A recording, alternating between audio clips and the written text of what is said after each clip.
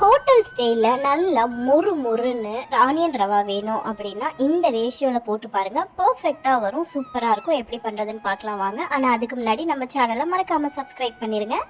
ஒரு பாத்திரத்தில் நான் இப்போது சிறு ரவை குட்டி குட்டியாக இருக்கும் பார்த்தீங்களா, அந்த ரவை வந்து 2 கப் அளவுக்கு எடுத்துருக்கிறேன். 2 கப்பு ரவைக்கு 2 கப்பு பச்சரிசி மாவு போட்டுக்கணும். வீட்டில் அரைச்சது வெளியில் வாங்கினது எதுவாக இருந்தாலும் பரவாயில்ல. பச்சரிசி மாவு 2 கப்பு. 1 கப்பு ரவை எடுத்திங்கன்னா 1 கப்பு பச்சரிசி மாவு. இந்த மாதிரி நல்லா கலந்து விட்டுக்கோங்க. ஈக்குவல் ரேஷியோவில் போட்டோம் அப்படின்னா முறுன்னு நம்மளுக்கு ரவா தோசை கிடைக்கும். ஸோ இப்போ வந்து 1/4 கப்பு அளவுக்கு மைதா மாவு சேர்த்துக்கிறேன். அதுக்கப்புறமா இந்த மாவுக்கு தேவையான அளவு உப்பு போட்டுக்கணும். உப்பு போட்டுட்டு கையிலேயே கலந்து விட்டீங்க அப்படின்னா எல்லாமே ஒன்று சேர கலந்துரும்.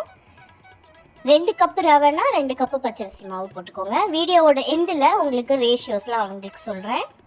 இப்போ வந்து 1 ஸ்பூன் மிளகு, 1 ஸ்பூன் சீரகம் போட்டுட்டு கொஞ்சம் நல்லா கலந்து விட்டுக்கோங்க. அதுக்கப்புறமா தேவையான அளவு தண்ணி ஊற்றி நல்லா கலந்து விட்டுக்கோங்க. கட்டி இல்லாமல் முதல்ல கலந்து விட்டுக்கோங்க.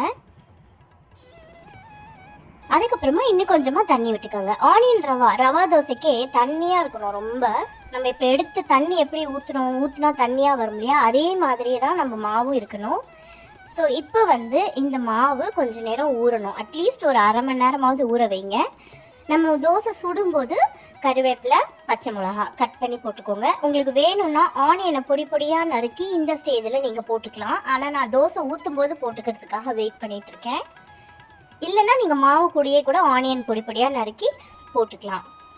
தவா வந்து ரொம்ப சூடாக இருக்கணும். நல்ல செம சூட்டில் இருந்தால் தான் ஆனியன் தோசை முறுன்னு வரும். இப்போ பாருங்கள் ஆனியன் ரவா. இப்போ பாருங்கள் இந்த மாதிரி ஊற்றணும். நம்ம மாவு ஊற்றிட்டு நார்மலாக தோசைக்கு தேய்ப்போம், அந்த மாதிரி இல்லாமல் இது வந்து ரொம்ப நீர்க்க மாவு இருக்கிறதுனால நம்ம தண்ணியாக தெளித்து விடுற மாதிரி இருக்கணும். இப்போ பாருங்கள் நான் ஆனியன் வந்து மேலே போடுறேன். வெங்காயம் பொடியாக கட் பண்ணி தோசை மேலே போடுறேன். உங்களுக்கு வேணும்னா நீங்கள் மாவு கூட கலந்து போட்டுக்கலாம். ஓரத்துலலாம் எண்ணெய் விட்டுருங்க. சூப்பராக இருக்கும் இந்த ரெசிபி. மறக்காமல் இதே ரேஷியோவில் ட்ரை பண்ணி பாருங்கள். நான் பர்ஃபெக்டான மெஷர்மெண்ட் வந்து உங்களுக்கு கடைசியில் வீடியோட எண்டில் நான் போட்டிருக்கேன், மறக்காமல் பாருங்கள். இப்போ பாருங்கள் உங்களுக்காக நான் மடித்து காமிக்கிறேன். செம்மையாக சூப்பராக முறுன்னு ஆனியன் ரவா ஹோட்டல் ஸ்டைலில் ரெடி ஆயிடுச்சு. இப்போ பாருங்கள் உங்களுக்கே தெரியும், நல்ல முறுன்னு இருக்கும் இந்த ஆனியன் ரவா தோசை.